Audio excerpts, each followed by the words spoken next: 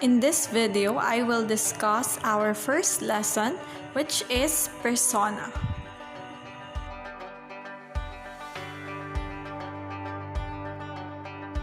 The word persona is also known as the mask or the speaker in any literary work.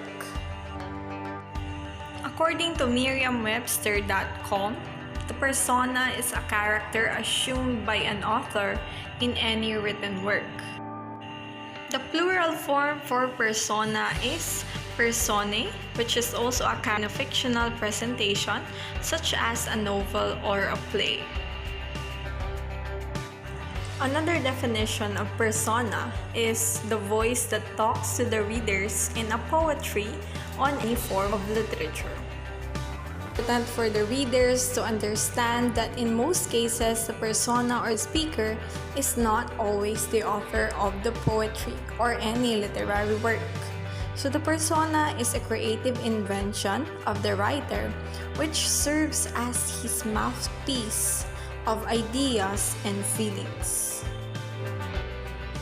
A persona gives an author a way to explore another character's thoughts and feelings as if the author were really that person.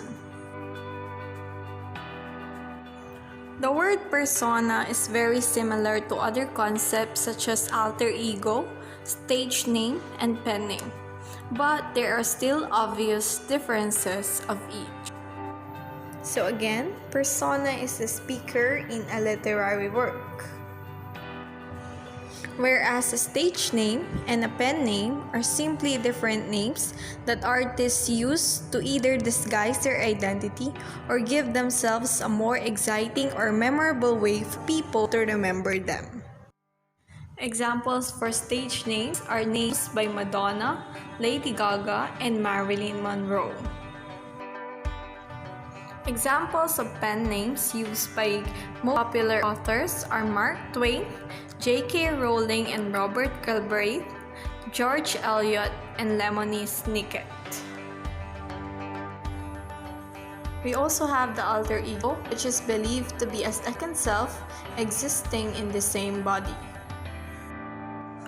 Although alter ego is similar to a persona, it represents the real thoughts and emotions of the author, whereas the persona represents the thoughts and emotions of another character that is not the author. Originally, persona is a technique just for theater. The concept was popularized in literature by the poets Ezra Pound and T.S. Eliot. And through the use of persona, the writers are able to interpret the experiences of characters who are not necessarily themselves.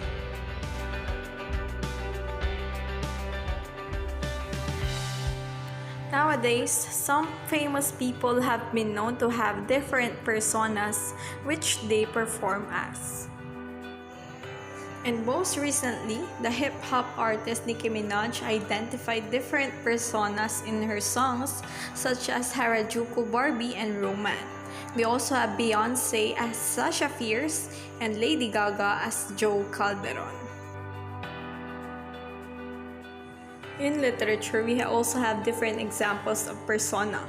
Example number 1, we have the love song of J. Alfred Prufrock by T.S. Eliot. So in this literary work, T.S. Eliot used the persona of J. Alfred Prufrock in this poetry. And in the second example, Ezra Pound used the persona of Sextus Propertius in the poetry Homage.